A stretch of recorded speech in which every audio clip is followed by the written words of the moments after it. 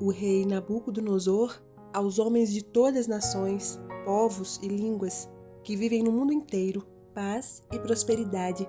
Tenho a satisfação de falar-lhes a respeito dos sinais e das maravilhas que o Deus Altíssimo realizou para mim.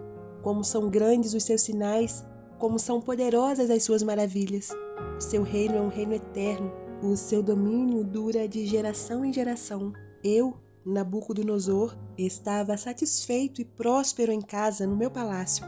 Tive um sonho que me deixou alarmado. Estando eu deitado em minha cama, os pensamentos e visões que passaram pela minha mente deixaram-me aterrorizado. Por isso decretei que todos os sábios da Babilônia fossem trazidos à minha presença para interpretarem o sonho para mim.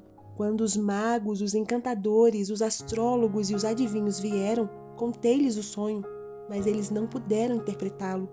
Por fim, veio Daniel à minha presença e eu lhe contei o sonho. Ele é chamado Beltesazar, em homenagem ao nome do meu Deus, e o espírito dos santos deuses está nele.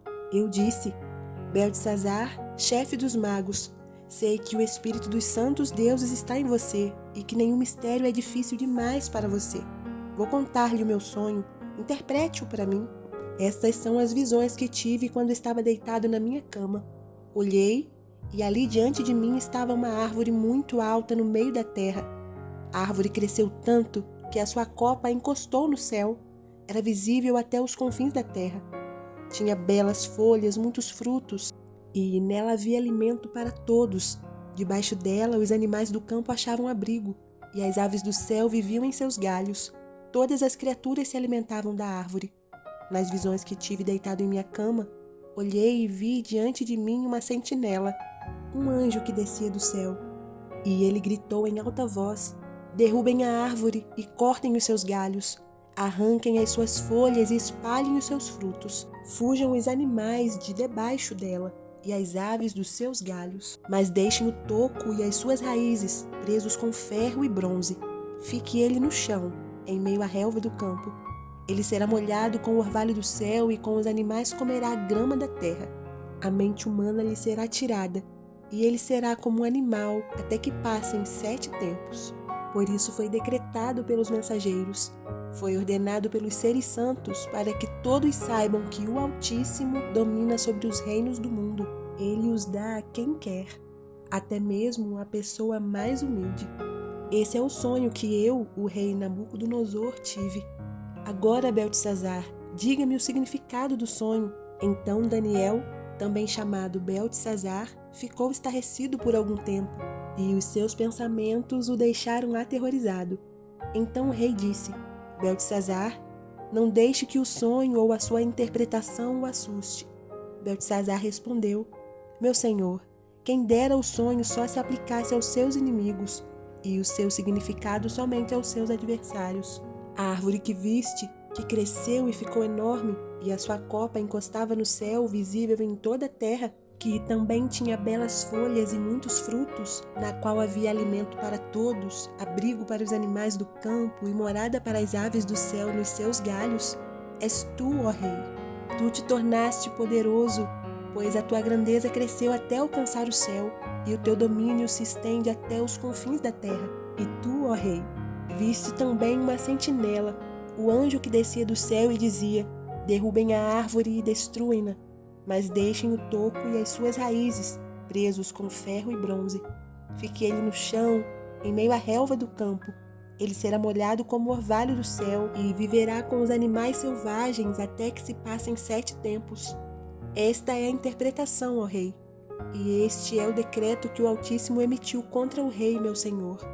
Tu serás expulso do meio dos homens, viverás com os animais selvagens, comerás capim como os bois e te molharás com o orvalho do céu.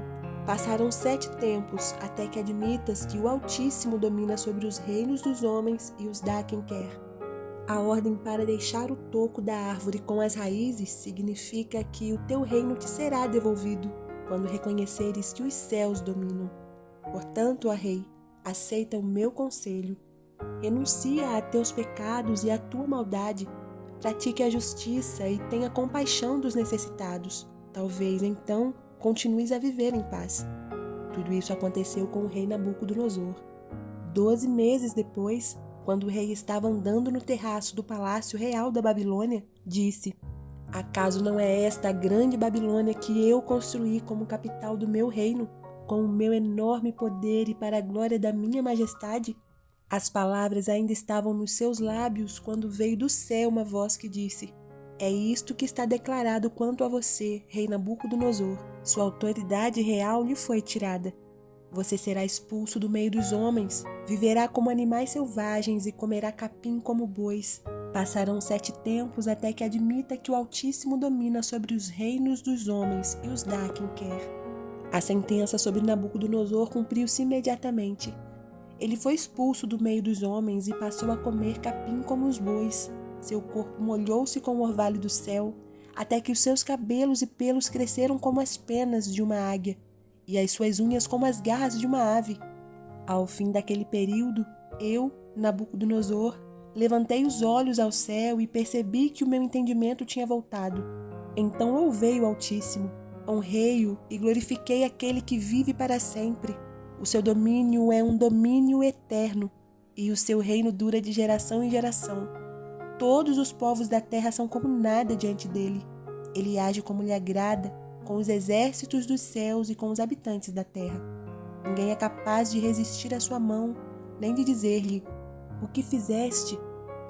Naquele momento voltou-me o entendimento, e eu recuperei a honra, a majestade e a glória do meu reino.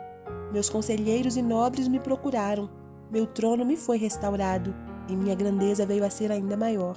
Agora eu, Nabucodonosor, louvo, exalto e glorifico o Rei dos céus, porque tudo que ele faz é certo, e todos os seus caminhos são justos, e ele tem poder para humilhar aqueles que vivem na arrogância. O texto é um resumo da vida de um dos maiores imperadores de todos os tempos. A beleza ainda salta com mais clareza por ser narrada pelo próprio Nabucodonosor.